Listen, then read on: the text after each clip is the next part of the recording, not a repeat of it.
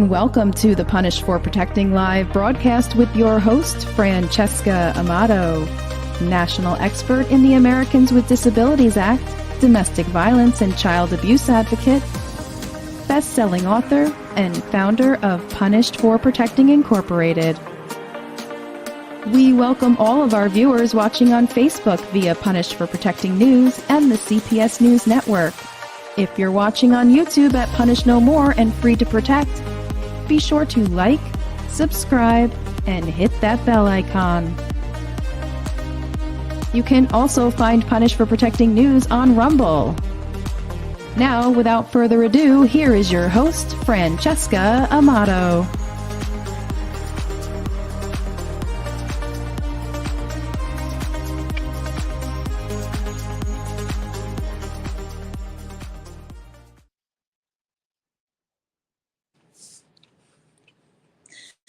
Good evening, everyone, and welcome to Punish for Protecting Live broadcast here on Facebook, Rumble, or YouTube, wherever you're watching it from. Tonight, we have a very sobering story, as well as a story that I believe will help raise awareness. Here at Punish for Protecting News, I like to expose these stories to get a different perspective from people so that they can understand what is actually happening and has been happening in the family court arena.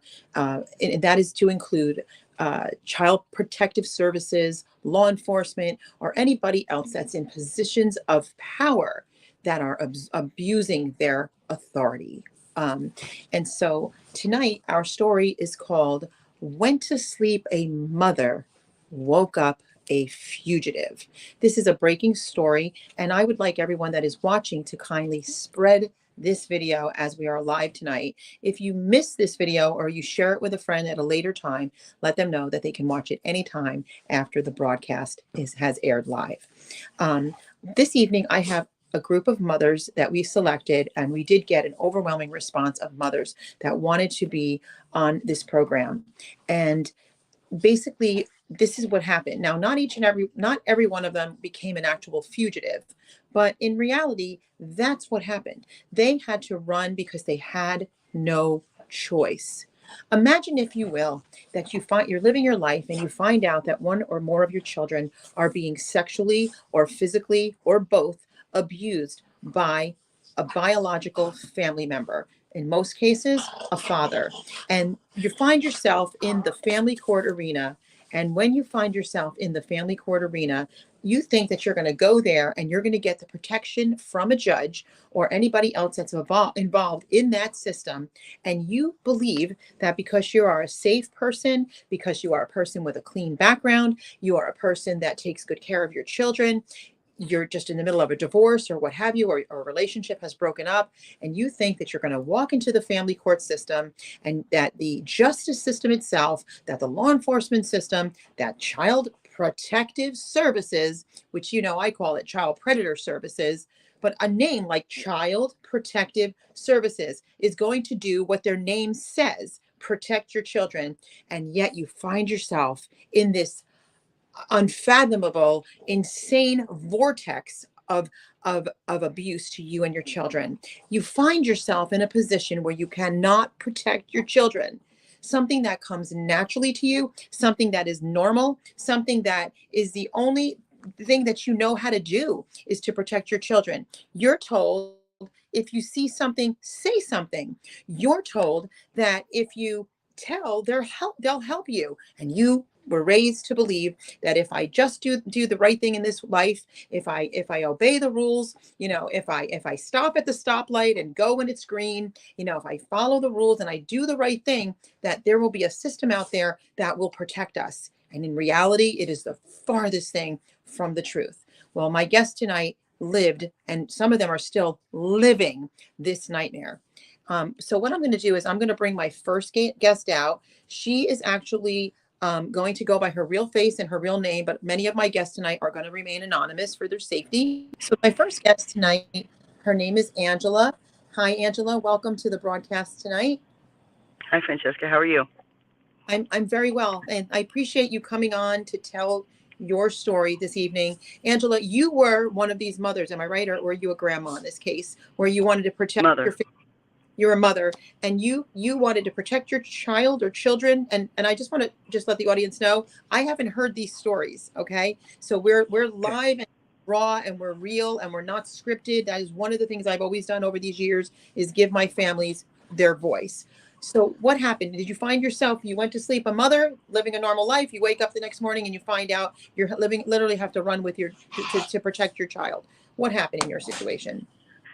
Well, my case started about 27 years ago, and it was with my third son. I was in a relationship with this man, and after I gave birth and everything, we just did visitation, and my son came home at 19 months old with a tear in his bottom, and I immediately took him to the doctor. He was crying when I changed his diaper and stuff. And I took him to the doctor, and thank God there was a great doctor who was really, educated in this field, and he documented everything. I just lost it. I didn't know what to do. Did not know what to do. I really didn't.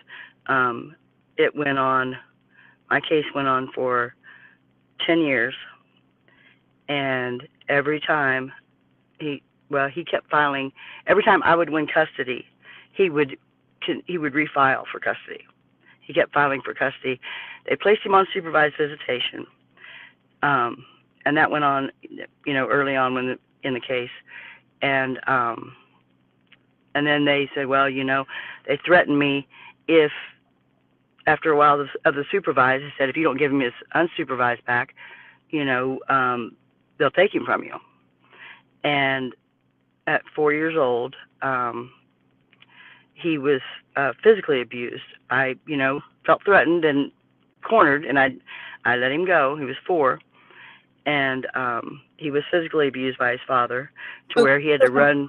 Let me just hold that thought right there. So literally they started to do some safeguards by doing the supervised visit route. And this is over 26 years ago. So this shows to show decades that this has been happening to women and children. And so this isn't something that's new. And because now you're doing the supervised visits, now they're starting to threaten you to open it back up again to unfettered access with the child, even though there's abuse going on. So you felt intimidated at this point, to just in fear of losing that child completely. So yes, literally, they very much intimidated me, very much. And it wasn't just maybe 2 or 3 visits later that my son had to run to his paternal grandmother's house from his father's house because his father was hitting him in the head. And she did not even call me. She didn't call the police. She didn't do anything. She did lock her son out of the house so that my grandson was safe. But and then he was placed back on supervised visitation, and that literally went on until my son was 10 years old. And again, going through court the entire time. And finally, my son got old enough. He just didn't want to go. He didn't want to go play Monopoly with his abuser at the visitation center. He didn't want to go, he didn't want to be around him, period. And so he, started refusing to go into the visitation center.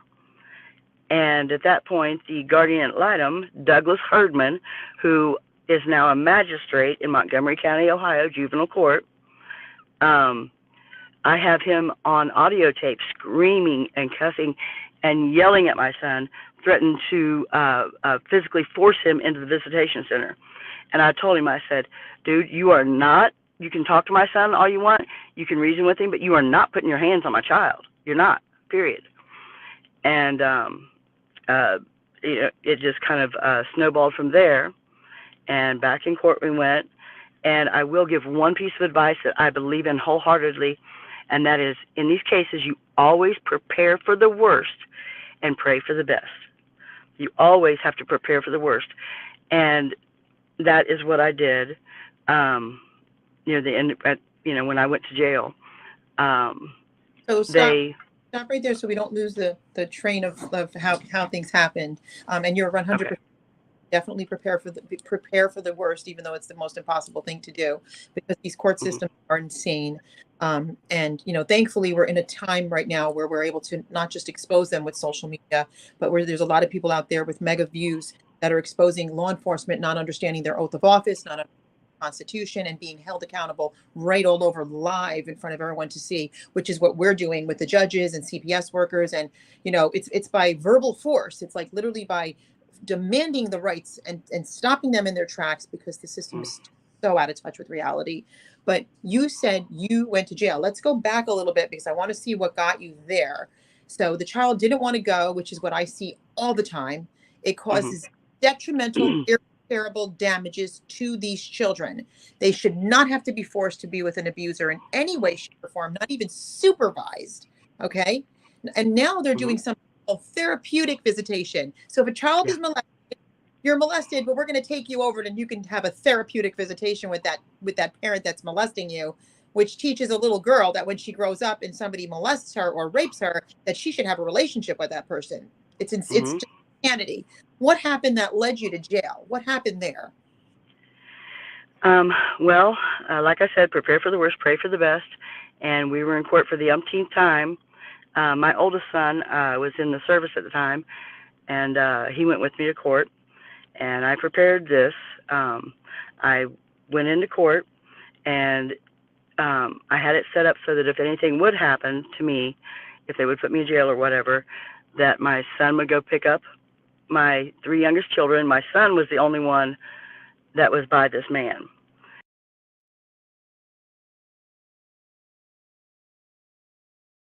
Also had two younger daughters. Um, but he went and picked up the kids. Well, I'm so sorry. That phone call distracted me. The magistrate, Harshbarger, Kimberly Harshbarger at the time, said that, he wasn't fit enough to have custody of our son, but so she was going to give custody to his paternal grandmother,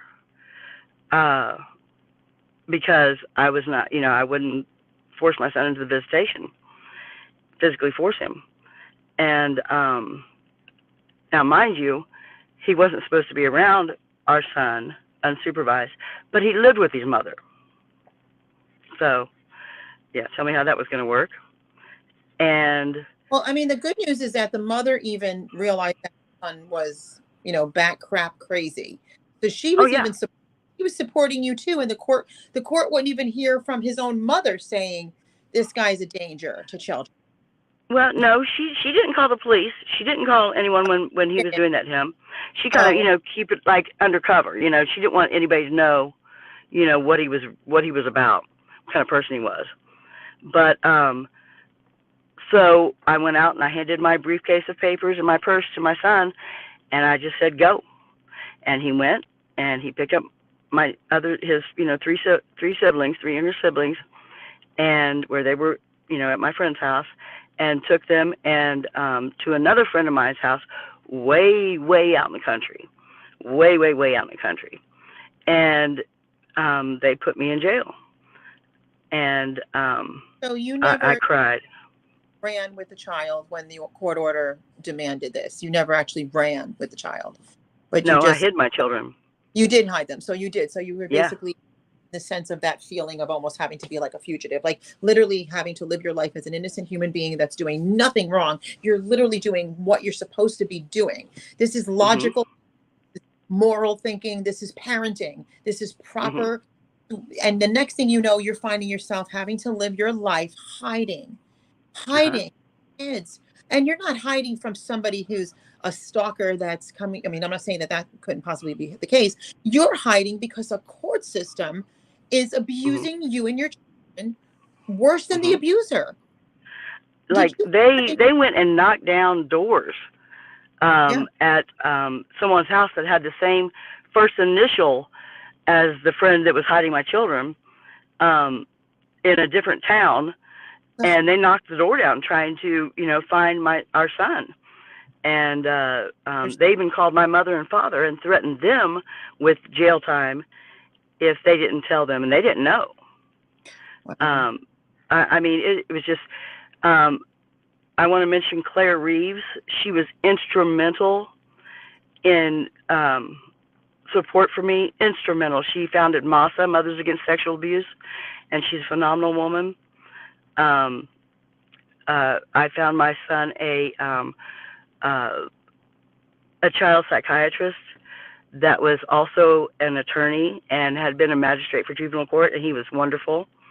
And my daughter is actually using him now in her divorce. Oh, that's So yeah, as her attorney, and he's wonderful. You know, my son is grown now. Well, anyway, I'm so sorry. I'll get back to that. I spent the weekend in jail, and you're just not going to believe this. I spent the weekend in jail, and when we had left the courtroom, my son's father's then wife was in tears, and they thought I killed my son, and she was just going on and on. It was just nuts. It was crazy. And so I went to jail for the weekend, and they brought me, you know, not knowing if my son if they'd found him or not, you know, the whole time. I was just terrified. And they brought me back in front of a judge, not the magistrate, a judge, a juvenile judge, Monday morning. And he, you know, looked at me, and he said, you know, if I release you, will you, you know, bring Matthew out of hiding? And I said, yes. You know, give me back my custody, or at least stay my custody until I filed my appeal on the magistrate's ruling. And he looked me square in the eye and asked me, and I said yes. And he let me go, and I went and I filed my appeal, and that attorney ended up taking my money and not even filing it, so I had to do it on my own. Myself and my sister-in-law, who's a paralegal, we did it. And I brought my son and my children home, obviously. And I mean, after the appeal, he just let it drop. I guess he was done. I don't know, but you know, my son was old enough at that point that I have videotape of my son telling a sergeant of detectives and a victim witness advocate from Montgomery County, Ohio, about the sexual abuse that his father was inflicting on him. And like, nobody did anything. Nobody did anything. I have it on video. They didn't want me to be in the room because they thought it would influence, you know, what he was saying. I said, well, I'll tell you what. I said, if my 4-year-old son is going to be, you know, questioned about this kind of thing, this serious, you know, of a thing, I'm going to know what's happened. So I set my tripod and my video camera up. Oh, well, we don't usually do this. I said, what are you doing this time? And I did. And I have it on video. I still have it. Mm-hmm. I'm proud of I still have everything. You know, it's the most grueling and insane thing. Nobody could even believe that you'd go through this. I deal with it every day for the past over 15 years with all my clients, and I lived a nightmare similar to this in a sense too, a little different, of course, but I hear the worst of the worst stories every single day of my life, all over this entire country. Some states are definitely worse than others, but we have laws and protections. We don't need to change them and make new ones that are supposed to not have this garbage happening. Okay, Mm-hmm. and it's a powerful tool to be able to tell your story and expose it to the world, that people out there wake up, because no one's child or children or yourselves are safe in our country, and it hasn't been safe for countless decades, and it's really unfortunate. I really do appreciate you telling, you know, your story. I'm going to bring you back out, so I want you to hang on. I know there's a lot more. I just do have I just want to say one more thing real quick. Many years later, my son's half-sister that he had with his then wife got removed from his home for deviant sexual behavior that he was inflicting on her as well. And I got to call the guardian ad litem. I did this. I made a point of looking up her home number. She's retired now, and she was the head of the Montgomery County, Ohio CASA department, Barbara Budendeck. I called her personally, and I said, did you know that, you know, his little sister was abused by him as well? Oh, no, I didn't know. Didn't know that. Well, I guess now you do. I don't believe them. I don't believe any of them. I've worked with too many. Oh, they're horrible. They're all liars. They're demon seed liars. They are liars. It is disgusting. And it doesn't shock me at all. And my main concern as an ABA expert and domestic violence, child abuse expert is that I do put a stop to this from continuing to happen, our team and I, and also we make sure that the families get the protections that they're supposed to get, because they're all just absolutely sick. They're just absolutely out of their minds sick. Um, like I said, Angela, I really appreciate you. I'm gonna stay on in the back stream yard, please, because I'm gonna bring you back out. There's gonna be more to discuss, but thank you so much for telling us, and bringing this story forward, because it is very important that people hear these stories, and we raise as much awareness. And I do appreciate, thank you, Angela. I do appreciate the audience. Spreading this message. Send it to all your friends lists. Get this word out. It is very important. I've been doing this for over 15 years. Over 15 years, this insanity is happening in the family courts. They are not safe. These people that are making these decisions are not sane. And it is very, very dangerous. Here I have somebody, she's completely anonymous. She's going by the name Peace. Peace, if you can tell us a little bit about what's happened to you, the kind of background you have as a mother, and how you found your world upside down. One day you go to sleep, the next day you find yourself a fugitive. What happened? Yeah, thanks, Francesca. I'm super grateful for your support and love and advocacy throughout the duration of my case. I am not showing my face due to the continued abuse that I am experiencing from courts and from my ex. So, for the safety of myself and my child, I am under a different name and not showing my face. So, someday I will be able to give my real name and show my face. But yeah, I have been in the family court system going on 5 years. My child will be 5 here shortly. And dealing with a very narcissistic, sociopathic ex who didn't want to pay child support. We had a final agreement and still refused to pay child support. I've always been the respondent in this case. He's always been the petitioner, so he's always started the court cases against me, and followed the domestic violence hierarchy of abuse. And the top one is threatening to take the children away from the mother, and that's exactly what he did. In 4 years, he had only spent 3 nights with my child. 3 nights, a few hours here and there in 4 years. He had he had more resources than I did financially. I was raising my child full time, had my own business, doing the best I could to protect my child from the continued abuse from the predator that was his father. And long story short is he claimed that I didn't show up to a custody exchange, and which was false. I had 2 witnesses there. My child was sleeping, the father was notified, and the father never made contact with me. Instead, he went immediately to his very unethical attorney, lied to her, and lied to the law enforcement as well, and said I never showed up to the visit. They filed an ex parte motion later that afternoon and said to report the child as missing to law enforcement, report the child to the National Center for Missing and Exploited Children with no evidence. There was not one shred of evidence. My child was in skate lessons that week. He was in ski school. He was in open gym. Now, missing and exploited and all that, we've already exposed them and John Walsh and all that garbage and that people fell for a number of decades. But it's all a bunch of it's just fake. They're exploiting children. They're causing them to become missing. They're endangering their lives. And it's all stemming from the family court and these judges. It's crazy. Yeah, the first 2 judges on this case, they recused themselves. And so this judge that ultimately signed this ex parte motion had only been on the case a week. He knew none of the case history. He knew none of my uh, ex's behavior, deviant. He didn't know that he had been impeached the previous year twice at a trial.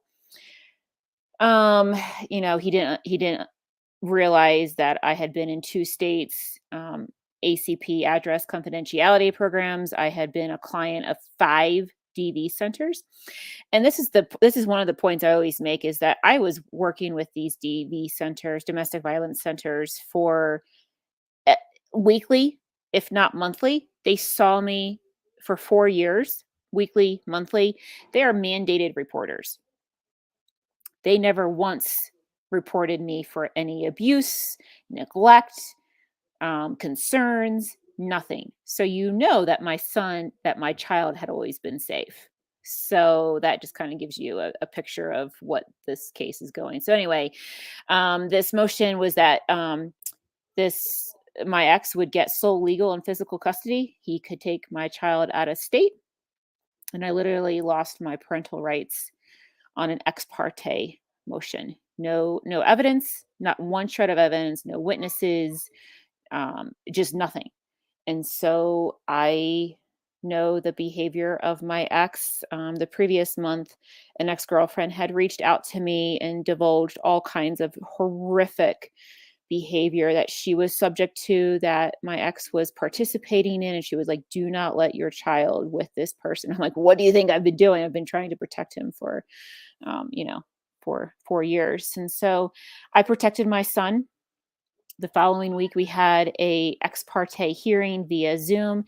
And I will say this too, in regards to the ADA. The ADA hadn't been, I had ADA accommodations invoked December of 2021, and then January and February of 2022. So the judge was aware of ADA accommodations, and part of those ADA accommodations was Zoom hearings. And at this hearing on this a week later, opposing counsel, I didn't have an attorney, opposing counsel goes, and we have to manhunt my name down.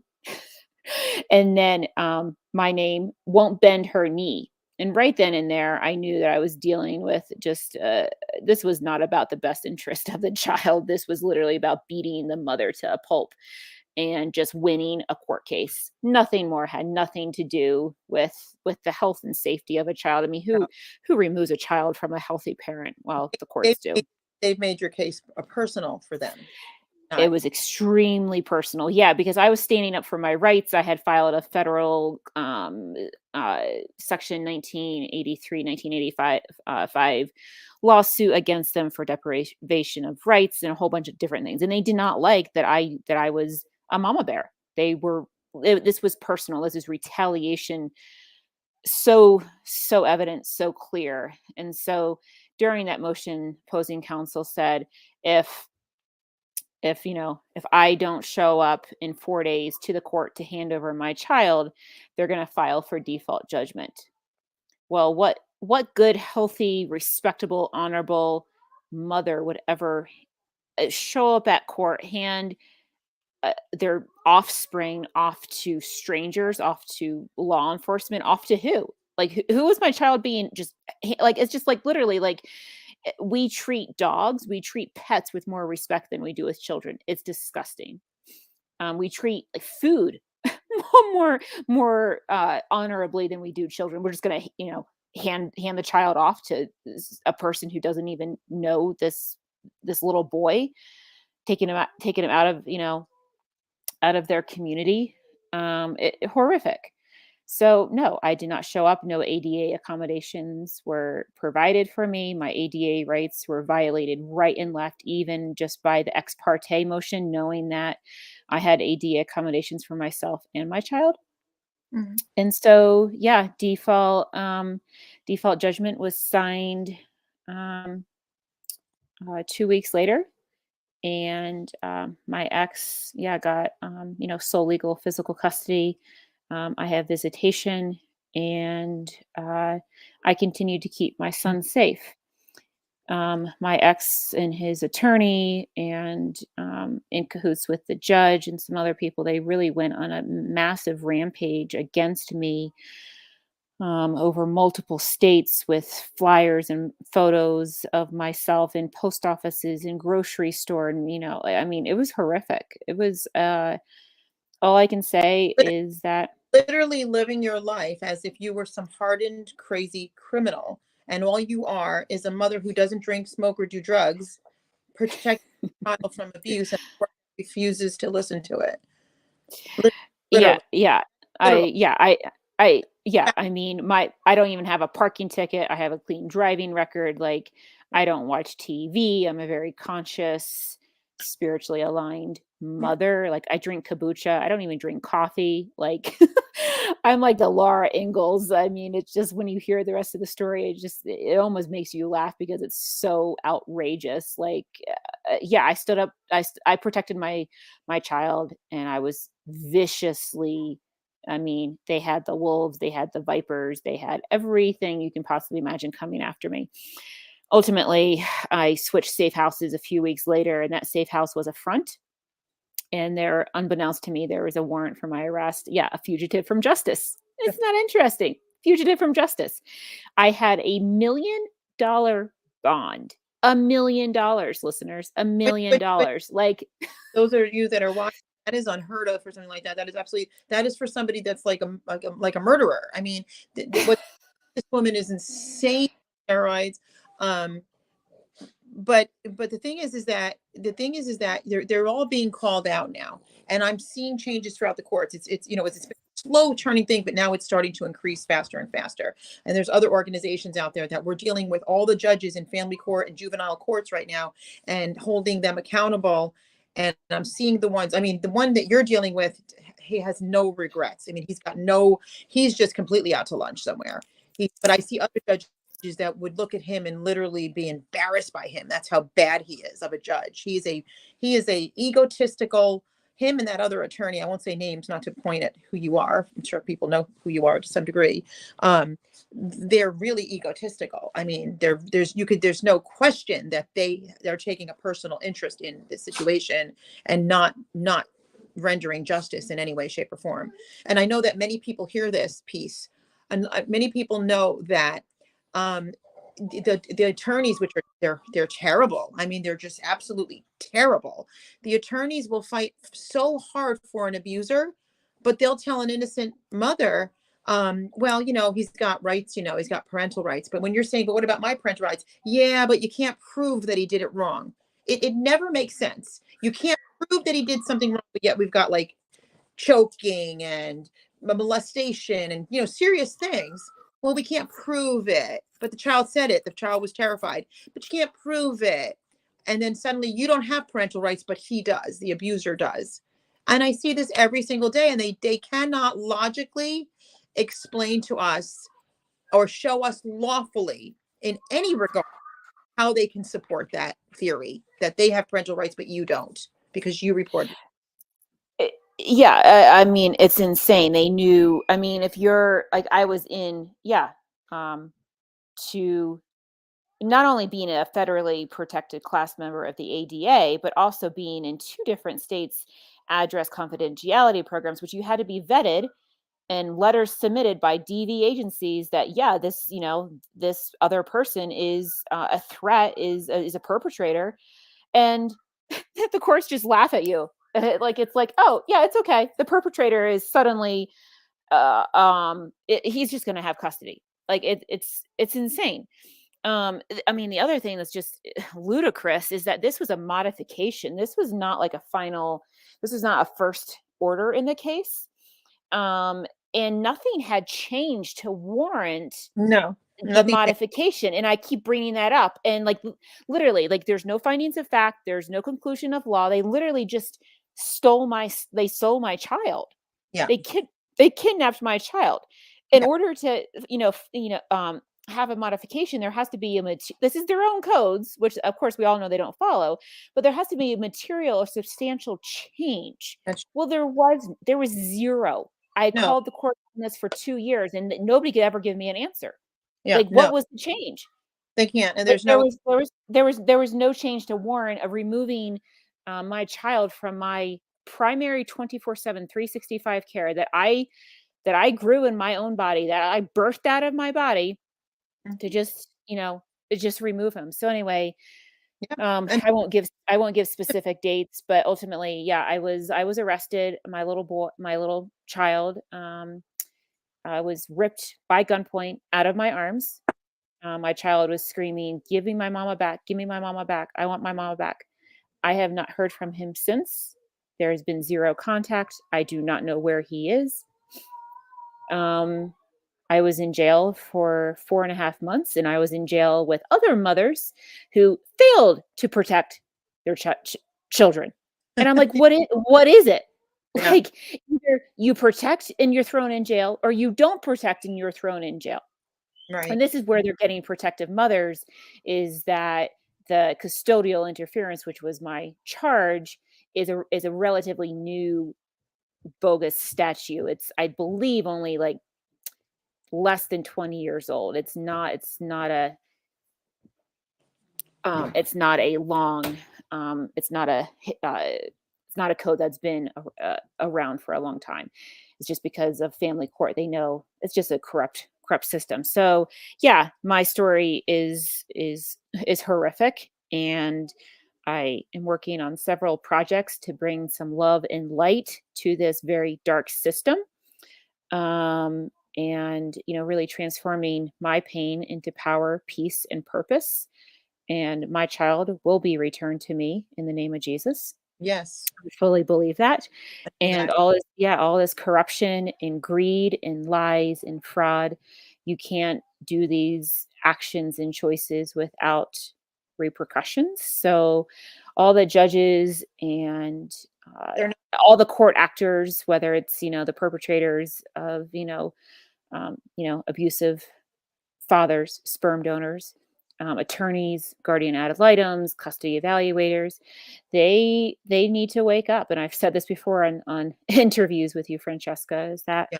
they need to wake up, because the longer that they participate in this evilness, the more that they're going to face. They're going to be held accountable for these actions, whether you believe in karma or grace or whatever it is. You can't steal children like this. You can't put children into abusive situations, ripping them from, good mothers who only want the best. Like, I, bought organic clothes and organic sheets. I would put towels in the dryer when he was taking a bath, so that way when he got out of the bath, he had a nice warm towel. Like that, a very conscious, thoughtful mother, only ate organic food. And now my child is traumatized. And this is, kind of, I was listening to Tony Robbins last week, and he said, like, find the humor in any situation. And I was driving, and I was like, what's the humor in this? And I was like, isn't this funny? Like, my ex never wanted to raise a child. Mhm. His lifestyle is very um, glamorous. It's jet setting. It's going to remote places for multiple months at a time. It's cheating on multiple women. It's drinking. It's doing drugs. Very promiscuous. Very egotistical. Just not an honorable lifestyle. And so he has to now raise, as of right now, the last, since this has happened, he's had to deal with a traumatized child. Good luck. And he has Yep. had to spend thousands of dollars buying clothes and toys and Mhm. care and like all of this Yes. stuff. And I just have to laugh, because he Yeah. never thought he would get it. He got it. And this is the thing, is like, we're always manifesting. What are we manifesting? Well, he manifested that he's going to, take my child away from me. Well, he got what he wanted, and he is not happy. He is now, yeah, Well, he got what he wanted, and he's paying the price for it. they're not doing And child. They're doing it because they're abusers and they want to abuse you and they want to find a way to correct. they stay up at night thinking of ways to abuse you. And then they work with other abusers that are in these positions of power. I really appreciate your time, this portion of the story. I'm going to put you back in the back for now. it sounds funny, like I'm just going to put you back there, and I'm going to bring my next guest out just because of time. And I wanted her to be able to tell her story before the infomercial comes on. So please, thank you again so much, and hold tight because we'll be bringing you back out. Guys, thank you so much for being here and for spreading this message. You're spreading this message can literally save a life. I know that may seem like a very simple thing to do, and that how would that happen? But I'm telling you, social media blowing up these stories, and what I've been seeing, especially when the youth speaks out, has definitely, and I know this because I'm in the courts every single day all over this country, and us telling these stories, raising this awareness by you just literally spreading this message, put it on your social media platform, tell your friends about it, spread it to people that may not know anything about family court, spread it to those that do, so you can give them some hope, can save the life of even one child. Something so simple. I'm going to bring out my next guest, Marie, to the screen. She's also going anonymously, and thank you so much for being on. Would you go ahead and tell us what happened to you? Did you go to sleep a mother and wake up and find yourself a fugitive? What happened? I did. I absolutely did. So I married a man who I thought was my Prince Charming. Later, I identified after many years that he's clinically identified as a sociopath narcissist. I didn't know what that meant, so it took me many years to figure that out. But when I got pregnant, he had raped me, and sorry, trigger warning. And then he said that I had cheated, and so I still moved forward with staying with him, and I shouldn't have. But regardless, ended up having a healthy baby, and when our baby was 4 months old, and I was being starved because it was his plan to get me skinny again, to lose the baby weight, which I didn't really even have any. He had ostracized me from all of the family. He was telling everybody I was postpartum and murder-suicide. So he was plotting our murder-suicide. And so when the baby was 4 months old, he was spanking him and screaming at him and physically restraining him. And I tried to stop him, and he threatened to kill us. And that wasn't the first time.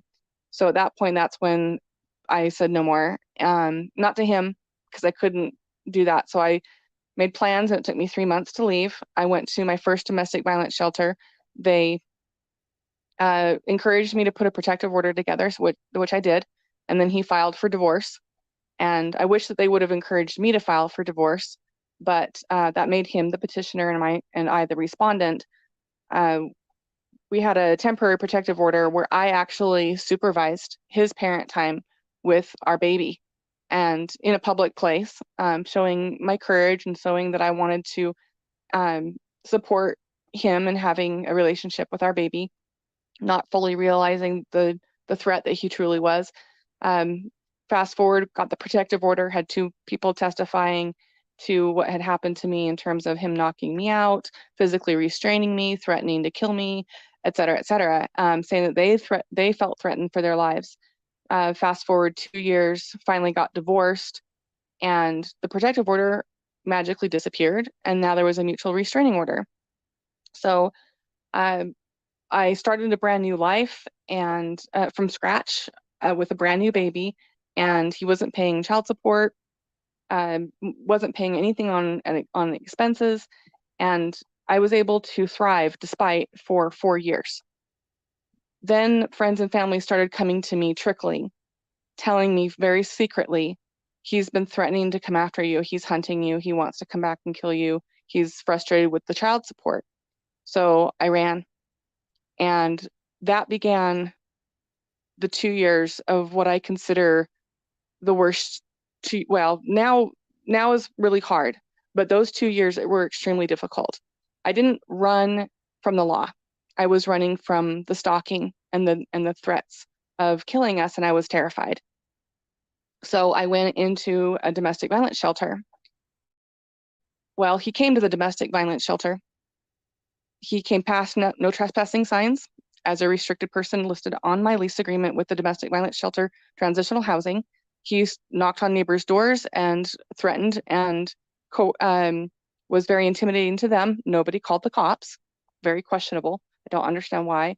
So thankfully, I had fled about a week before I went to another domestic violence shelter. They helped me finance moving 2 states away. So I moved 2 states away. Right before I had made that move, and right before he came to that domestic violence shelter, 2 different things happened that caused my world to come crashing down. First and foremost, we had a hearing where I was using this knowledge that I believed to be true. And I still know in my heart that it's God's way. It's God's way for us to protect our children. It's God's ways for us to say we were the mothers given these offspring, and we have a purpose to be able to and a right to protect them.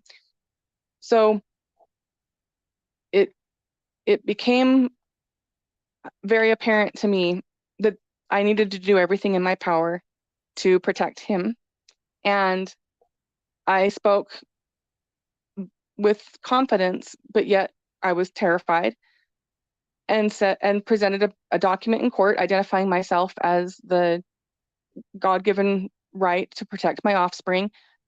This offspring was created out of coercion and violence, and therefore the sperm donor has no rights. He waived those rights by God's law at that when that act occurred. And then also I was willing to let go of all of the financial arrears and everything, and it was well over $30,000. And this was only, what, 5 years? So the judge said, okay, so you're looking to dismiss. And I said, well, I'm letting go of the financials.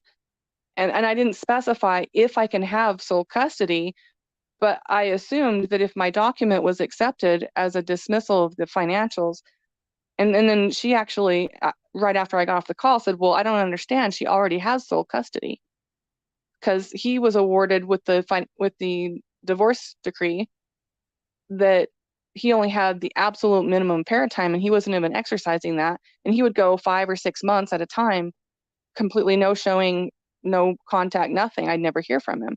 So I was just doing everything I could to reduce how much time he spent with our child. So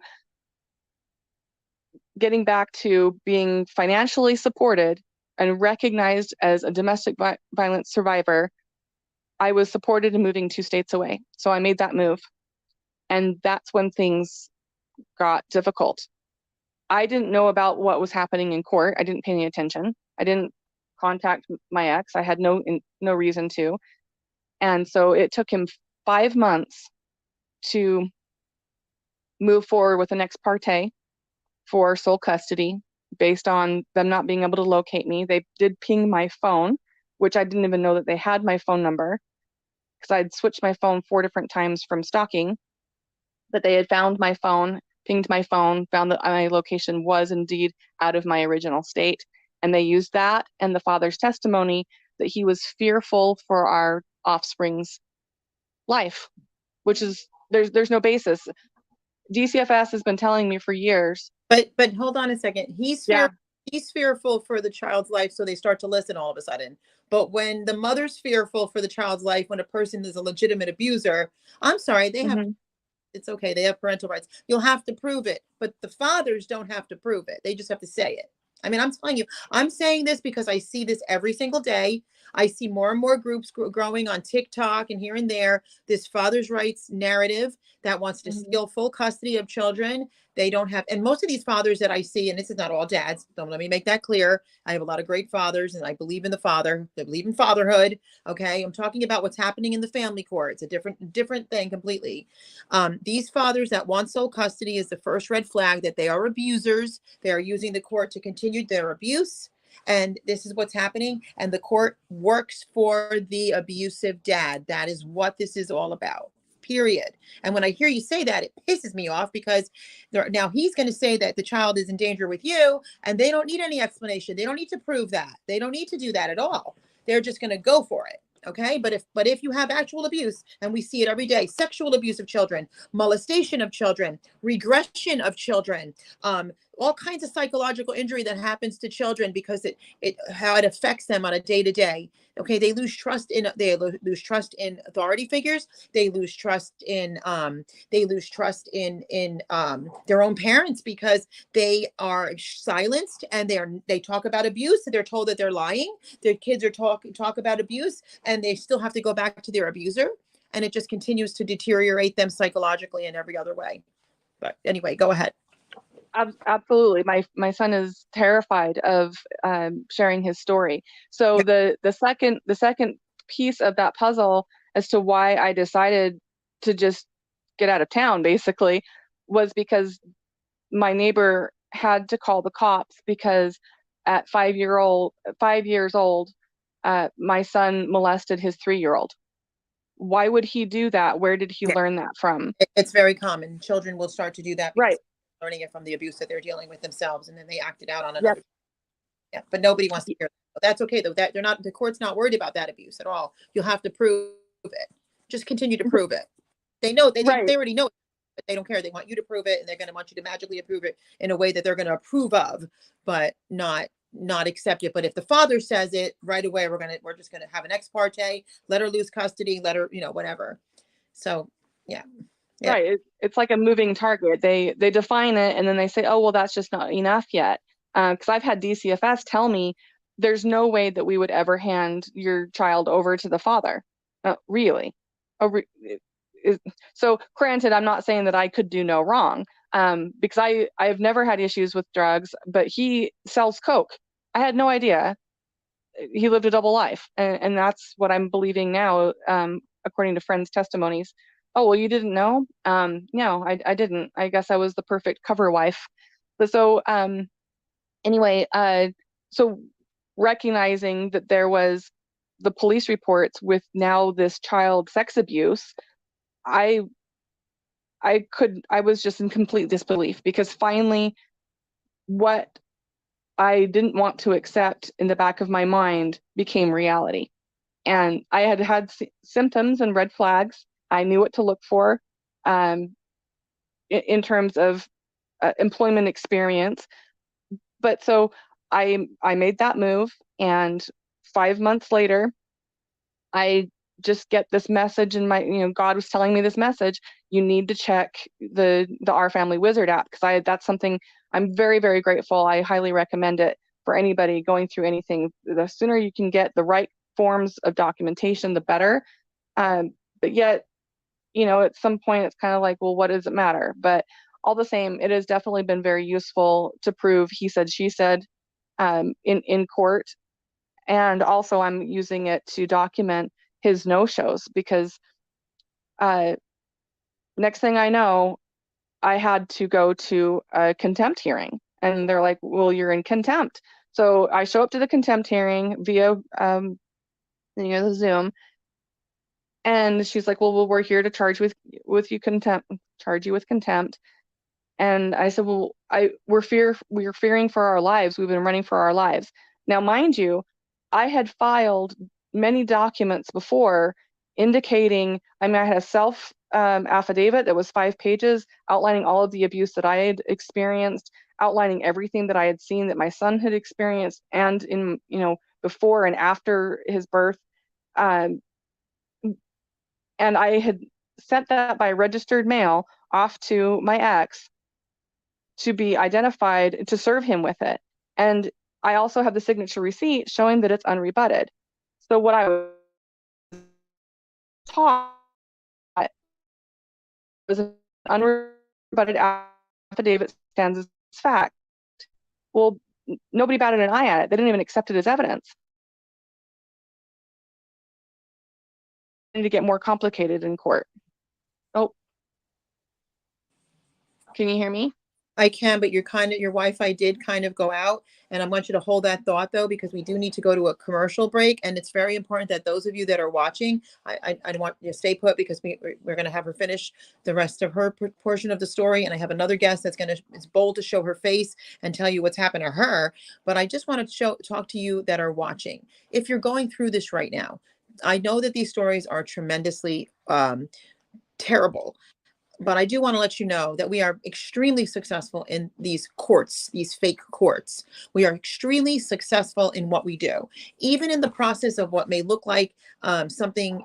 There's like maybe a wall that comes in front, or so to speak, something that may seem like you're winning and winning, and then all of a sudden you're losing again, or something terrible just happened. We still continue to prevail, and we still continue to win. And without giving like legal advice on here, even though I have my own opinion on that, what we do is highly successful, and this is how you can get help. Watch carefully. We'll be right back after a message from Punished for Protecting Incorporated. Each new generation of protective mothers is shocked when they first go to family court and find it doesn't favor single mothers and is willing to jeopardize children.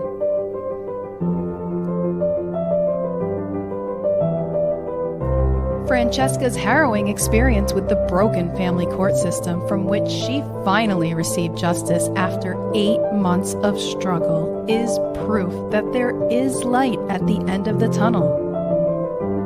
Francesca has one of these unspeakably cruel cases and has responded by shining a large spotlight on widespread failures so other mothers won't be shocked. Punished for Protecting the Injustice System of Family Court by Francesca Amato Banfield, advocate, mother, whistleblower, founder, and TV talk show host of Punished for Protecting. If you are struggling with injustices wrought by our courts, this book will help guide you through the process. Available on Amazon.com. Search Punished for Protecting and get your copy today. Help abolish family court by purchasing Punished for Protecting merchandise. Here are our top sellers. See the link in the YouTube video description to find out how to get your Punished for Protecting t-shirt.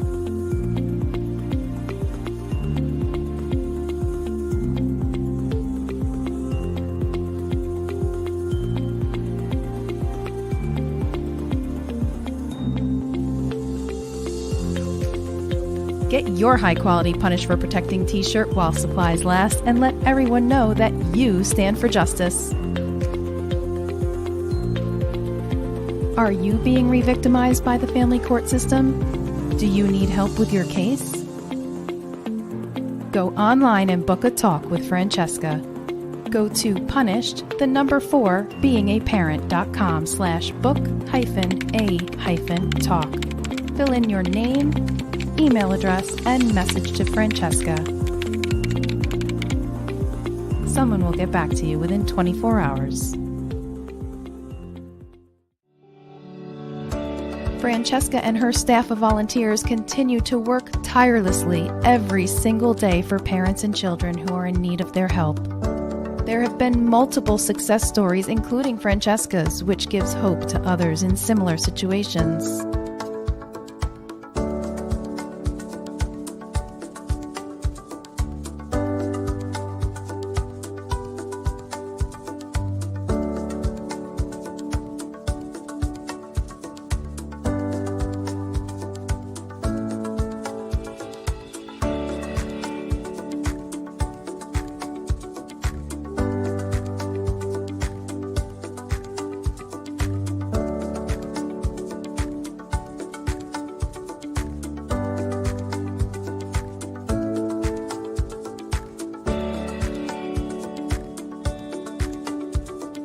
Punished for Protecting Incorporated has incurred out-of-pocket expenses with zero funding to help families get their children back or to save their children from being taken. We also have provided funds to help with retainers, food, lodging, and travel. We really need your help so we can continue to provide our many services. Any amount is greatly appreciated. If you'd like to donate or sponsor a family in need of help, go to Cash App, Free the Children. And now back to our broadcast.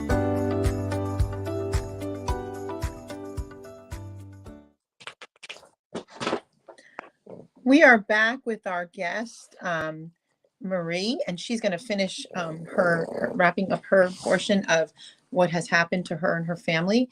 And then we're going to bring our guest Molly out. So thank you, Marie. If you could continue. Thank you so much. I'm hoping that people can learn from my story. I have to remain anonymous because it's an ongoing issue, and I have a high-ranking judge that I'm working partially with and against at the same time, I suppose. So I had left off where we had moved 2 states away, and I showed up for the Zoom contempt hearing. I spoke my truth that we were fearful and running for our lives, and she charged me with contempt and said I had 2 days to hand my offspring over to his abuser, our abuser, and to then also self-report to the jail for my 30 days of contempt. So I immediately filed an extension identifying that there wasn't any way I was going to be able to make it in 48 hours or less, especially considering that it was during the winter and the weather was not cooperating for travel like that. So those 2 weeks came and went. We sought refuge at a local domestic violence shelter because I was looking for help to just find a way through this. I filed a child protective order. It was filed in juvenile court, and this high-ranking judge took it underneath her and denied it for lack of evidence, even though I had police reports and DCFS case numbers in there. So another 2 weeks go by, and I finally reached out to, thankfully, a group through a couple different channels who assisted me in contacting the sheriff's department, who was the only department I wanted to work with, to therefore receive safe passage. So I did get stopped on the way on the 2-day trip traveling, and but they thankfully let me go. I handed my offspring over to the sheriff because I said that I didn't trust him going with the father, and I wrote 27 pages of child abuse for my affidavit. Wrote down everything I could remember. Didn't say anything about where I was, didn't say anything about why I went. I only wrote down every single element of abuse. And I was held on a no bail. I served 26 days before I had my arraignment for custodial interference. And at that point, with a no bail, I requested to be released on my own recognizance, which I was, even after a no bail, which was a miracle. They didn't release me till the next day. Once I got out, I started scheduling video calls with my offspring to find out that he was safe, at least relatively. And now I am battling with supervised visitation. So I went from having full custody 99% of his life, 99% of the time, to now I have to beg and plead to be able to spend any time with him. The father has denied my visitation numerous times, and I've pointed that out in court. And I have asked for a court-appointed attorney, but have not yet gained one. So I'm kind of hoping that maybe I can move forward with that. But they're moving forward with vexatious litigant, and it appears that the judge is happy with me because now I'm fully in compliance and showing humility and whatnot. But it is a crazy world to believe that this is what it looks like on the flip side of misunderstanding what I thought was a dismissed case. What a lot of the cases with moms is always falls into this default situation many times. And I do have to bring my next guest out, but I know this is like probably an obvious question, but I to the best of your ability, and I'm going to ask the other guests and those of you in the audience if you'd like to put a comment down with this as well. Did this do good to your child? Do you think that this helped your developmental age of your child? Absolutely not. This has caused more harm than what we were experiencing before. So yeah. The punishment is him. He's receiving the most harsh punishment of any of us. And he's a prisoner where he's being kept. He doesn't have friends. He's not allowed to go outside. He's under the care of his grandmother because this father doesn't want to raise him. He's not even spending a penny on anything other than lawyers. Like any abuser, they don't want them. They just want to abuse you. It's just that's the consensus. Marie, thank you so much. Hold tight. I'm going to bring you in the back. Thank you. Please stay behind and wait for us to bring you back out. Thank you so much. And now here's my next guest, Molly. Hi, Molly. Hello. Hi. So, same question. Went to sleep a mother, woke up a fugitive. What happened? Yep. Went to sleep a mother, and this is ongoing 7 years ago. My oldest was 4 and my youngest was 2, disclosed they were being sexually abused. My husband at the time, his family was all involved in the courts and child protective services. I was getting no help. So I fled with my children and hid out in a hotel. He stalked me and found me at the hotel. So I fled with my children. And I essentially was in my home state in Iowa trying to start an investigation where I thought I could get help then. Unbeknownst to me, he filed for divorce, which I should have been doing. I just was trying to protect my children after these crazy disclosures. My daughter did not. Neither child disclosed during the forensic interview in Iowa. So nothing could be done there. However, they ordered court order supervised play therapy, and there they started disclosing. Well, my ex-husband had filed for divorce unbeknownst to me, and I was forced back to Ohio. And I got an attorney, and we were fighting to say, hey, we're trying to protect our children. And I hid out in a family basement, knowing that at any time I could either be arrested, they could force the children away from me. And we put an order to say, hey, the mother's trying to protect the children. This is why she fled. And the judge, his friend, his golfing partner there, and his cousin had signed, was the bailiff at the time, had signed the paperwork, denied my stay in Iowa. And that was in February of 2016. We got the judge recused, but the magistrate, who is good friends with the judge, was put on the case. And he scolded me. I can't imagine, I've got a 3-month-old. How could you take your kids from their father? And so he immediately that evening allowed visitation. We went to a mall. I was able to supervise that visitation. And he allowed the children, who were 2 and 4, to stay with the father every other weekend. No supervision whatsoever. I had to watch my children get in a car and drive away with their father, not knowing what would happen that night. His brother was a chief deputy sheriff at the time, and every other weekend they would come home from these visits with their father and have pain in their privates, and they were disclosing abuse. My daughter was attending therapy and disclosing in therapy, but the courts, so that was the Iowa therapist also was disclosed, and she submitted child protective orders, and the child psychologist in Ohio was hearing my daughter disclose, and essentially filed child protective orders. And my husband, or at that time, he was my husband, his attorney said I was coming up and ultimately causing harm to the children. And they took the children from my home.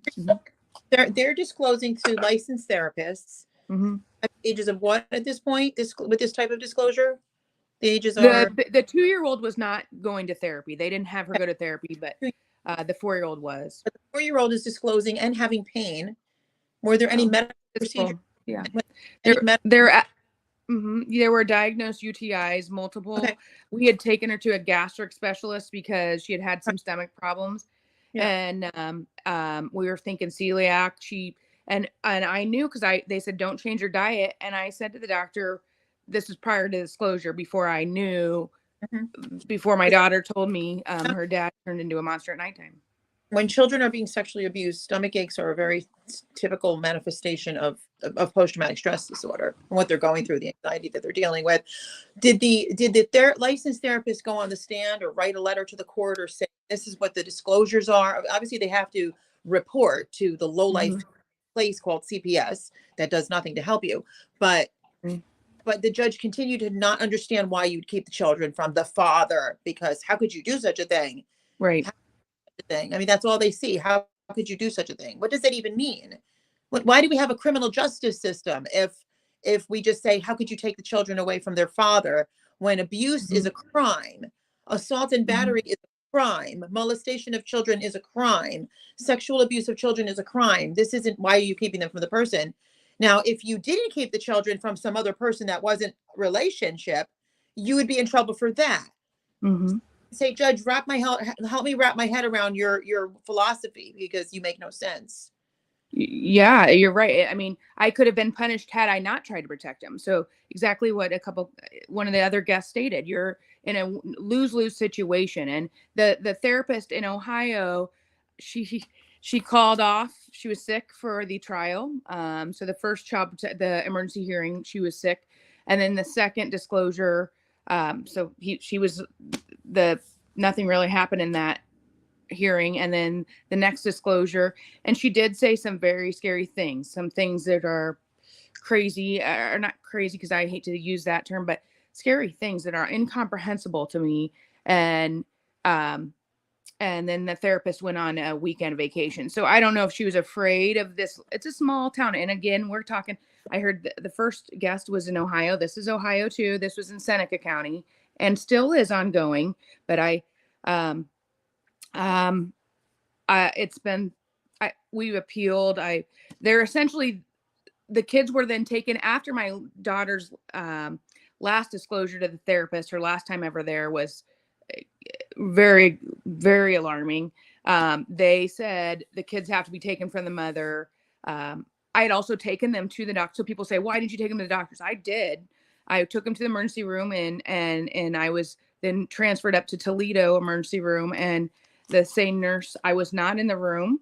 My daughter did disclose something minor to her, but disclosed to her. The same nurse was very helpful, said, I will help you. Somebody will be here to talk with you soon. And she said, we're going to call the county. I begged her. I said, no, you can't call the county. You can't do that because my brother-in-law is the chief deputy sheriff. Something's going on in that county. I'd been interrogated at that time, I was interrogated already by the Bureau of Criminal Investigations in Bowling Green. Talk about being scary. It's something you see in the movies. Like, I was supposed to do a lie detector test, and I ultimately did not do the lie detector test because at first, after being interrogated for an hour, then I was like, something's wrong here. This guy knows my brother-in-law. He admitted to knowing my brother-in-law. And I said, can I call my attorney? My attorney said, I told you not to, after you do your lie detector test, to not sit around and be interrogated. I said, well, I haven't even done my lie detector test. And he said, get up and leave. And then I told that to the BCI, the criminal investigator, in this little tiny room, like something out of the movies. I said, I'm going to get up and leave. If you're not guilty, then what are you afraid of? What are you afraid of? And the supervisor, the detective in Tiffin, Ohio, and then the investigator or the BCI guy, we were all in the hallway and they're berating me saying, if you're not guilty, what are you so afraid of? I called a family friend, was a cop. She answered the phone, thank goodness. And I said to her, do you think I should go and do this test? These guys are telling me I should. She said, are you lying? I said, no. She said, tell the boys to put you on in and go in. I said, okay, guys, hook me up. Let's do this. Oh, no, your attorney's not now here. So now they refuse to let me do it. So in the court documents, it says I refused the lie detector test. Well, no, I didn't. I did originally when my attorney told me, but then I said, hook me up. And then you refused to let me take it. But so that was before. So the kids on April 15th, my family was in Iowa and I was in Ohio all by myself. It was the last night I ever saw my kids at home. I had to walk to my car. I had to walk to my car and unbuckle their car seats and walk them into the courtroom and hand them over to their father. And well, and at the time, my niece was the clerk of the court, and I had to either let my children go to strangers or go to a family member who was the clerk of the court that volunteered. And suddenly, oh, crazy, she volunteered. Do I want them to go to strangers or to her, risking knowing that she's his niece? But I believe she would help. And you can see her notes. She is so biased.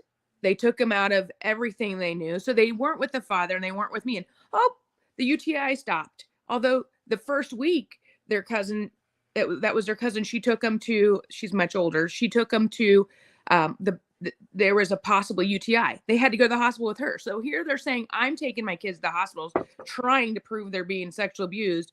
But they blamed, I didn't wipe my children correctly. I didn't wipe them front to back. So that's what caused the UTIs.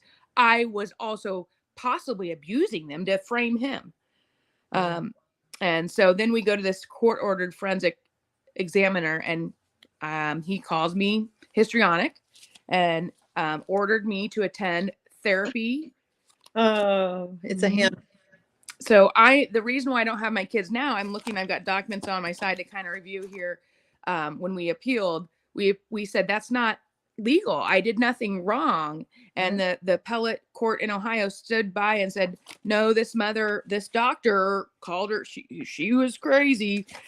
She's histrionic and she was supposed to do therapy. The therapy was to admit that sexual abuse was not happening. So I went to the therapy. I said, I went to your therapy. I went to your court order therapy. I paid all your money. I had to pay my children's, my husband, who was awarded custody, over $1,000 in child support. I lost my home. I lost everything. I was doing therapy, paying for the therapy. And because I wouldn't admit, I told the therapist, I'm going to these appointments. The court order states I'm supposed to state my kids weren't that I made this up. And I will never tell you that. What do you want me to do? And she said, I guess we're done here. And that was my last session with her. Also, I was supposed to be getting phone calls with my kids. I did go to court in December of 2016, my attorneys at the time told me that I could appeal whatever decision was going to happen. My sister was in the room. We were in a little room. We said, can we appeal whatever happens today? They said, yes. So in the middle of court, the judge is saying, you understand you're histrionic. You understand your ordered therapy services. You are agreeing to the children to go with the father. I said yes, because I was supposed to. My attorneys told me, then you'll get your children. If you don't say yes, you'll lose your children. So say yes. And then the judge says, you understand you cannot appeal this decision. Well, what? I had just multiple times asked my attorney, who I trusted, can I appeal this? My sister and I did. So what this judge must be meaning something else. I'm not hearing him correctly. I should have said, no, I do not. I'm not doing this. I failed my children because I trusted my attorney. And I said, yes. I want you to, first of all, I want to say something, and I'm keeping something on the screen for a reason. You did your children. This is what they do to you. They act as Jezebel, where they intimidate, manipulate, do everything possibly can, gaslight you. They're abusers. You have to understand this is an abusive, narcissistic organization, family court. Okay. It's not a real court. It's not a real court. I can't make it any more clear. I'm watching all over the country, especially on TikTok. We have these people that are going out as independent journalists, and they're literally destroying the police because they take an oath to the Constitution. They don't even know what the oath is. They don't even know what the Constitution is. They make fools of themselves in front of countless people who view these things. And then they'll bring out a superior or a supervisor who will clearly say that what you did is what their deputies or whatever have done is wrong. So the news is spreading fast, and people are starting to wake up and realize it's the same thing within the family court arena, child predator services, all of this stuff. They're being exposed. People need to stand their ground. People need to say no to this stuff, and that's what we do. Trainer said, I was accused of coaching bruises on my child obtained from their abuser. How do you coach bruises? And that's exactly what I would say. And I say it all the time. How do you coach bruises? Just like, how can a person be accused of abusing to frame another? she said, regarding your situation. Unreal. I feel for you. They will take a convoluted theory or story from an abuser and say that makes sense, but they won't listen to the disclosure of a child. And, you know, my assistant and I always say, always listen to the children until they're too afraid to speak up anymore. And if they change their story, but they initially said they were being abused, listen to them, for heaven's sake, because 1 in 3 are being abused. And this is why family court makes its bread and butter off of this.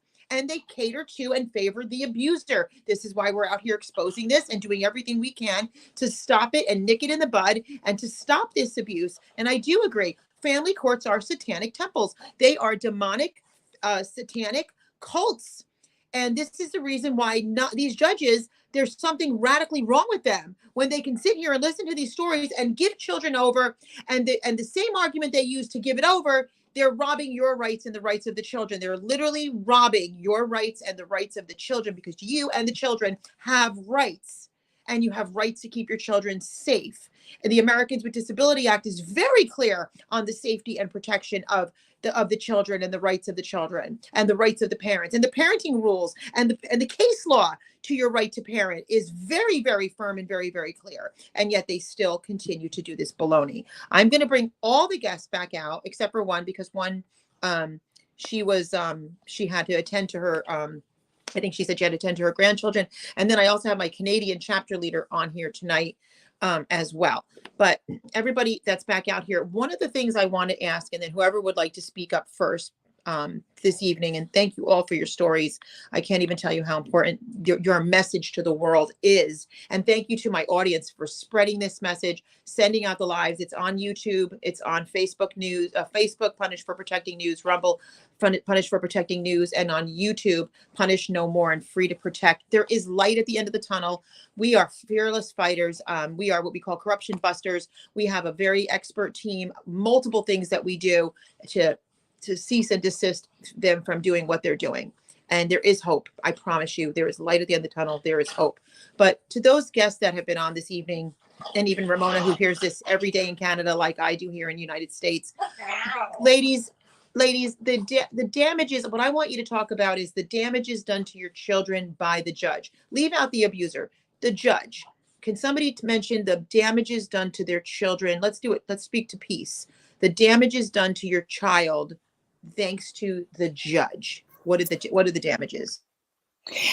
Oh, I mean, I don't even know where to start. The damage is PTSD, anxiety, intentional emotional distress, psychological distress, a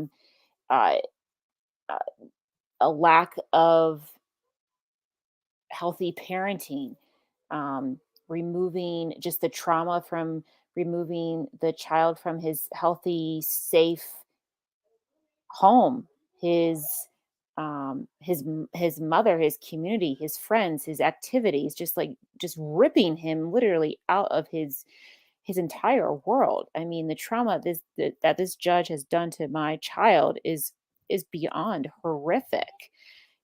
This judge actually had the audacity in a recent hearing to say, you are responsible for the choices you've made. What did he say, Francesca? You are responsible for the trauma you've caused your son, something like that? Yeah. Projecting onto you and gaslighting you into saying that because you protected your child, you caused all the trauma that happened. Yeah. Yeah. I caused my child's trauma. It was not a family court setting right now. But I watched myself, and it was a Lifetime movie.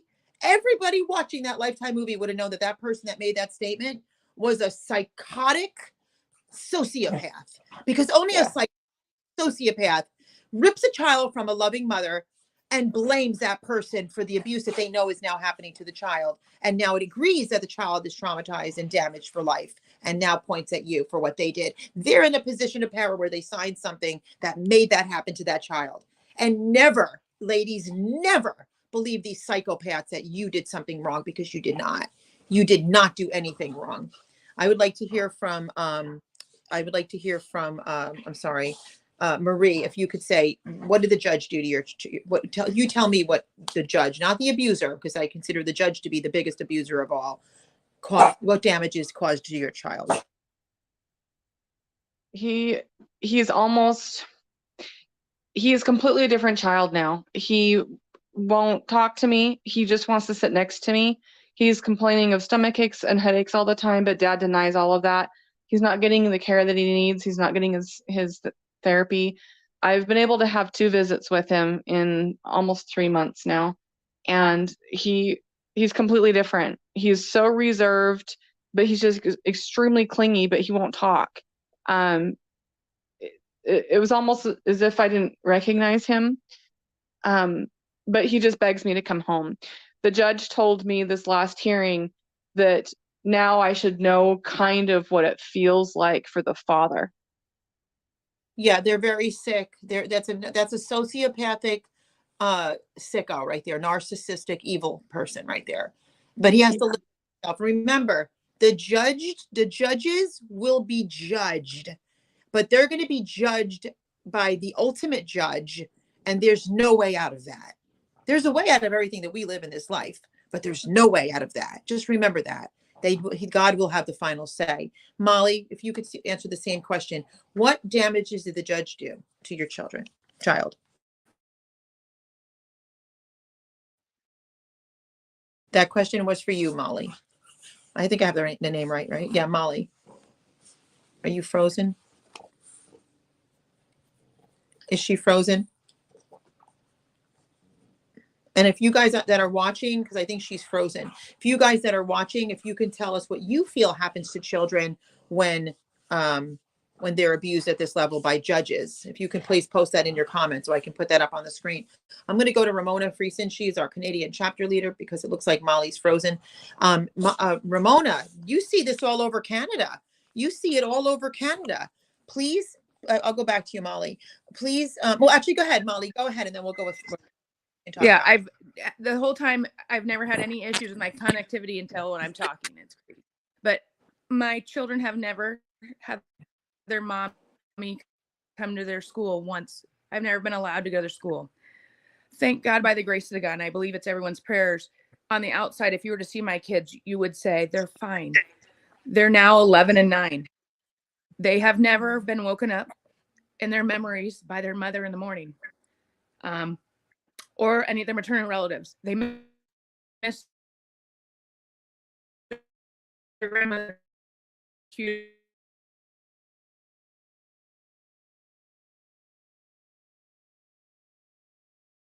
All right. Unfortunately, Molly's sound is going out again. I'm going to turn it to Ramona from Canada. Canada Punished for Protecting. And also, you have a chapter there that if you want to just kind of tell the audience about for Canada. Obviously, we're all. I'm going to have to. I'm sorry, Molly. You're totally. I'm going to mute you because it's not working, and I don't think you can hear me. If you could go ahead and touch on what you're experiencing there. It's the same thing. You're seeing the same thing. And what's happening to the children? What are you seeing happening to the children by court order? Absolutely. Thanks, Francesca. So, in fact, I just met with Child Predator Services. That's what we call them up here. On Monday night with a mom who has her doctorate in counseling. And she has 2 little girls, and they disclosed sexual abuse by the father and paternal grandparents. And there was 10 men and women that were having their way with these children. Horrific stuff. Just absolute. Sorry. Can you hear me? See me? Okay. So, so then Child Predator Services sat there on Monday afternoon. We were there for 3 hours, and all mom, she finally broke down, and she's a tough lady, has a good faith in the good Lord as well. And she was like, Ramona, what am I doing wrong? I said, sweetie, it's not you. She said, what other hoops do I have to jump through? And get this, it's horrific. I could cite example after example, but this one I really want to get across because you see the similarities, you see the pattern here, the formula that the abusive courts use. And that is to say that these judges and lawyers and child predator services, they paint the mom or dad. Absolutely, I would love to contact you. Whoever's on here, I'll post our website on here.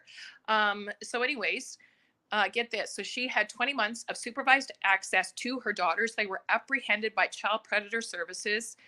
There's a police report. I read the police report in detail, stating that they definitely have not just concerns, but found it unfounded evidence. Even through the children's hospital, the little girl was admitted for 6 weeks with a possible STD from dad, and still released him. And in fact, today I haven't heard back from my client quite yet, but apparently dad, and this is what we were fighting so hard for on Monday, was that dad was to have one supervisor on this morning with the one little girl, 7 years old, who disclosed horrific sexual abuse by dad, fingering, everything, anal penetration. I mean, it's horrific.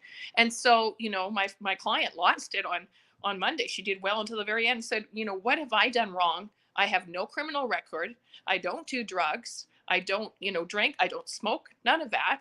And here I am punished for protecting 2 supervisors on me with my children at all times. And dad gets 1 supervisor and he's a predator.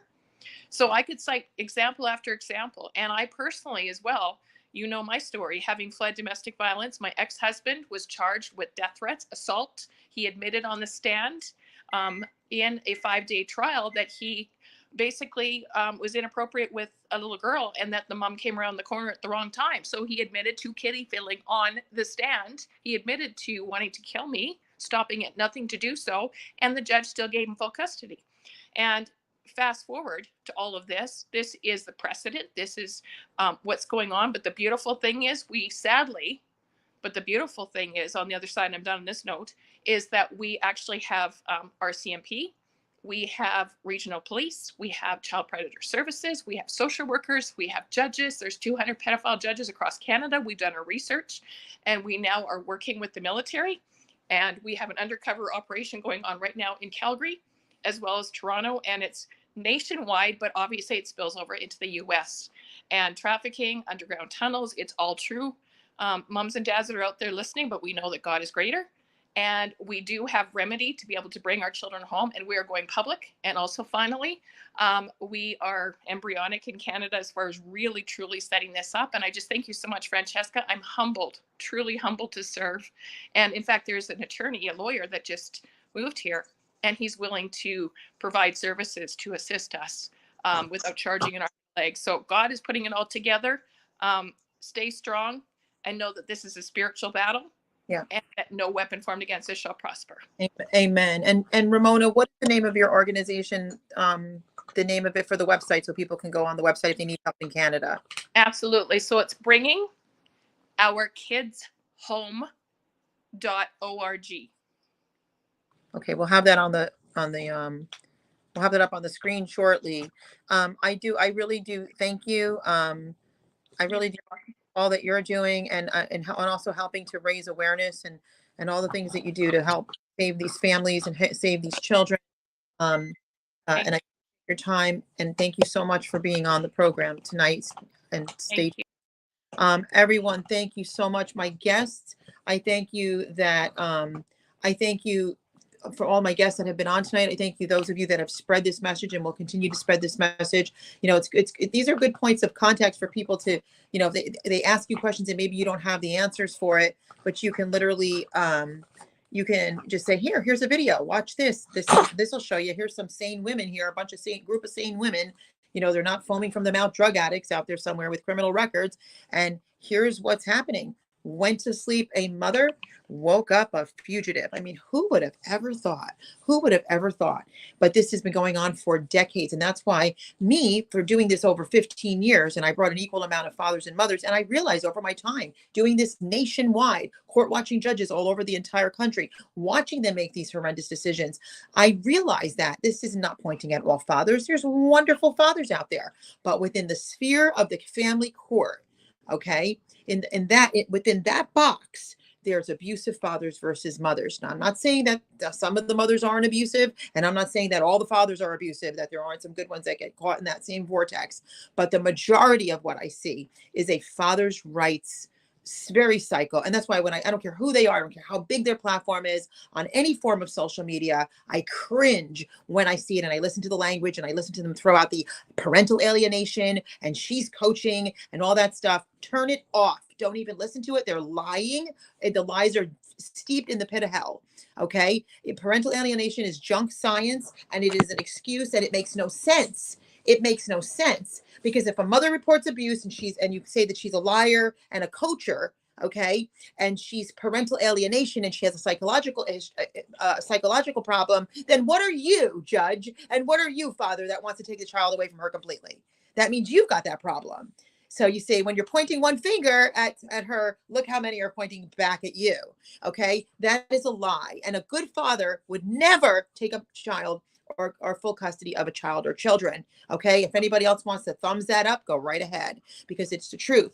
Here's something else. When a mother gives birth, aborts, or miscarries a child, the cells of that child stay within the mother's body. If a mother has a sickness inside of her body, the cells of those children will go towards that area of the body that's sick to bring healing. The bond between a mother and a child is something that God has created, that is a sanctity of life. It is a holy place, if you will.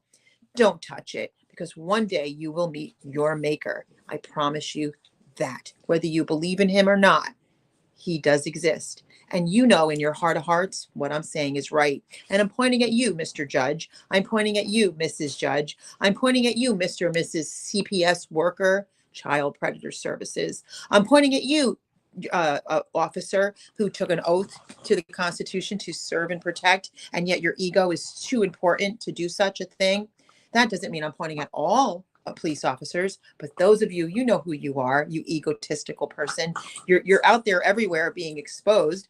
I'm pointing at you because one day you will meet your maker and you will be judged where there's no other way out. Just remember that. Today is a good day to make a change, repent what you're doing in your heart. It may not be too late for you if you just would repent and stop doing this abuse to families and children, our most vulnerable, and those that literally are the building blocks of our country. It doesn't happen to just one person. When this happens to one person, it happens to multitudes of people, because every single day when a child is abused, and a family court judge puts a custody order and takes a mother out of their lives and places the children or child with an abuser, that affects the entire country, because it's happening to every single count in every county within these family courts. And it is destroying the fabric of our country. So I know they try to pump this message of the fatherless home, and it sounds great because those of us believe in husbands and fathers, but there's nothing worse than a motherless home. And a true father who loved women and loved children would never take full custody from a child from its mother. They wouldn't do it. They wouldn't have it in their heart. I meet these real men, and if this offends you,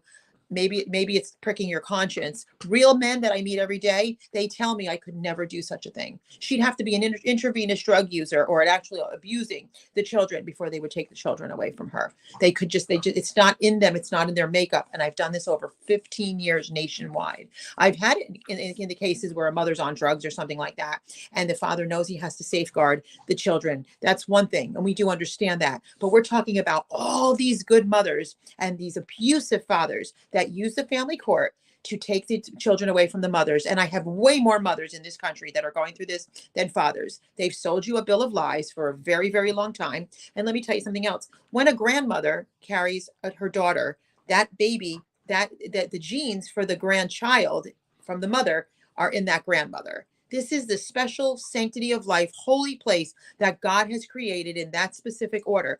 That's why, let me give you some Bible verses. When Abraham cheated, what's her face? I forget her name. I'm trying to think of her name. Sarah. She actually gave him permission to go be with a concubine, Hagar. And when Hagar gave birth to Ishmael, God sent her and the child away. Not said keep the child with Abraham and Sarah and you go away. Her and the child he sent away. Think about that. This is God Almighty. This is why the enemy is after the mother and the child. And there's nothing worse than a motherless home. It's bad to have a fatherless home, but a child is safer in a one-parent home, in the safety of a one-parent home, when that child is not being abused, because the detrimental effects to that child or children like literally last a lifetime. And that's social science research, and it's proven. So that is very, very important. Now, if there's a father and I got to tell you something, I get so many dads that'll come to me and there's those that I fight really hard for just as much as I fight for a mom. But I have dads that'll come to me and then I start hearing the stories. Oh, she accused me of abuse. And do you know that I trust him at his word? And then as soon as we start doing a little bit of research, and before you know it, and I don't go for false allegations. I am very much against that. And I will rip into a mother if I find out she did something like that. And I will never help her. It seems like 88% of the time, 90% of the time, we find out that father really did commit some kind of a physical assault to the mother, to the child, or both. Okay. Family court. That's all I can tell you. It's in the vortex of family court, and they use the family court. And this is a known fact. Ask expert Barry Goldstein, ask multiples of experts out there. They will use the family court to continue to abuse that mother because they hate her way more than they actually love their children. And if they love their children and they were a real man, they would support her and they would be able to continue to love their children and live separate lives. And they're not able to do it. And it's not fair to anyone that has to co-parent a child or children or with their abuser. That's why I'm very much against 50-50 custody with an abuser. Never would I agree with that. And I don't even agree with the words 50-50 because a child isn't a 50-50. A child is a 100% whole person. And so that's not the way to do it. And if you're an adult, you shouldn't have to be bounced around from house to house and on a schedule every week either. It wouldn't be fair to you to sleep in 2 different beds all the time. This is very unhealthy and abnormal behavior. And the more we try to frame our brains to believe that this is healthy behavior, the more crazier we become as a society. It's unfortunate when relationships, break up. It's very, very sad, but you shouldn't have to have a child continue to live in a life of abuse, and especially be taken away from their mother, who's protective and loving and does everything to protect them.